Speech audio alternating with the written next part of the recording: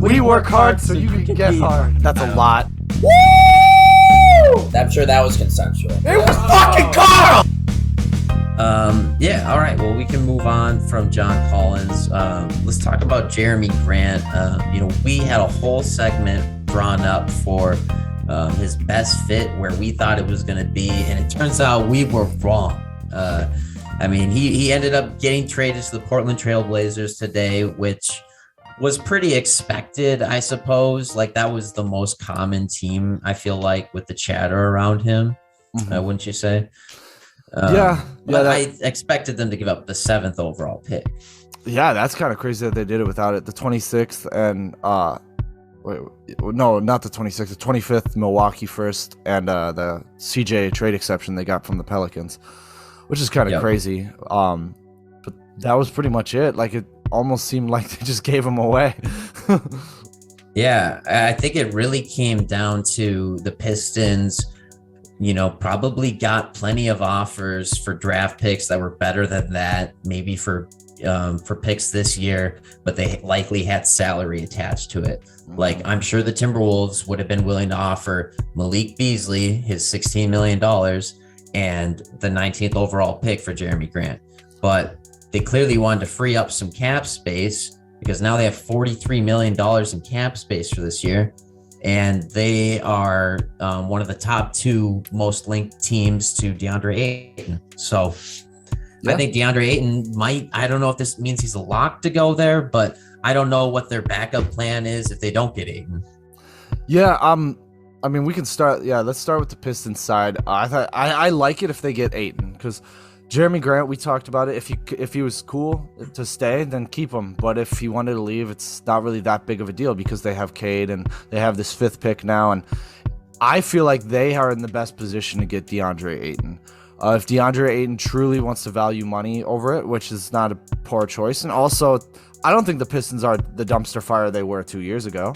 I think you go into the Pistons, it's a new culture. You got Cade, you got Sadiq. There's promise. Obviously, whoever they pick in, whether it be Keegan Murray, Shaedon Sharpe, Jaden Ivey. Sounds like a lot of Pistons fans want Jaden Ivey from our Pistons video. But that would be great. Yeah, it would be great. And so there's a lot of promise here, and they still got some nice vets like Kelly Olynyk, all things considered. I think he's a dirty player, but he's a good, nice vet with these guys. He also has dirty hair. It's just can't do with it. But kind of pushes Isaiah Stewart out of the way, which we've said that he's probably out, not going to break out anytime soon. He'd be a better backup anyways. Yeah, he would, and he was a better backup.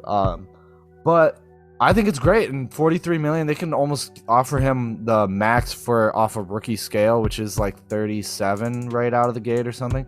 He's deserving of it. We've talked about it. He was my 5th best center in the league. So that'd be insane. I'm all for this trade. This is awesome. Even if the Pistons can't pull it off, I don't think it's the worst thing in the world. They still got a pick out of it, and they can sign whomever else they want. Maybe a TJ Warren, probably. I think ultimately this would be great, and I think getting the max contract is less about squeezing every dollar you can. It's more about the respect and being a max player, because there's only so many players that get that designation, and to be one of those guys, you're suddenly in a different echelon. People talk about you differently. You have higher expectations, but you kind of have higher leeway in some instances as well, because people are like, oh, he's a max contract guy in the Eastern Conference. How is he not going to be an all-star next year? Like, he's pretty much a shoo-in as long as he has like a great season, which with his higher increased role, if he's on the Pistons in this scenario, like, he's gonna have way more opportunity than he did with the Suns, which he had plenty of there, but I think like it'll just get amplified for sure. Yeah, he'd be the potential first scoring option, especially on that team. I mean, Cade isn't going to be the first scoring option yet, also because he's growing as a playmaker, so he will pass first out of a lot of the situations he's in. So Ayton would be the first scoring option. I don't see Sadiq being over him or anybody else besides Cade, and I don't think Cade's there yet.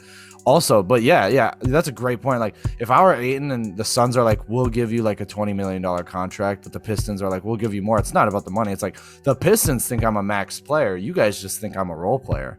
And he probably, as a number 1 overall, he's like, I'm not a fucking. He's like, I want to make people like look at me and be like, oh yeah, he is that. I get why he was picked number 1 overall. He wants to validate. Yeah, in the Luka draft and the Trae Young draft, he wants to be respected on the same level as those guys. Mm-hmm. And Michael Porter Jr. got a max contract, you know? Oh yeah, and he's barely played. Well, as soon as he signed it, he had to get back surgery. Yeah, and also if Ayton's off the Suns, what do they do? Like they'd probably be really pissed because they're like, we could have got Jeremy Grant in a sign and trade. Son of a bitch. Yeah, exactly. Now that they took that off the table and the Pistons can just sign him outright, it's like it comes down to, are you going to match it or not? Yeah. And all fingers seem to point to that they're not going to match it.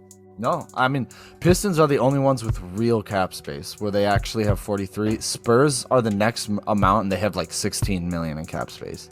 So, yeah, like, I mean, even the Spurs can create cap space in some ways. Yeah. You know? Yeah. Well, yeah, but just on paper going into it, but just outright right now, they're the only ones with cap, so they kind of have all the leverage, I guess. They got their chips lined up. Yeah, they got everything pointed. Like they definitely want to fill that. No doubt. They want to bring in some young talent. They get a guy like Deandre Ayton. Is he even 25 yet? You bring him in, like, easily part of your young core. He's been in the finals before. He's proven it in the playoffs. Like, it's a no-brainer. Yeah, and he didn't shut down in the finals either. I mean, like we just talked about with John Collins. John Collins, 9 points in the playoffs. Average 9 points. Ayton was there. He was guarding Giannis. He was doing everything he needed. He was a presence in the finals, and that's impressive to see at the time out of a second-year player, third-year player. But no, yeah. So that's a wrap for us, guys. Subscribe if you haven't already. We love talking about basketball, and you love listening to us. So it's a match made in heaven, I think.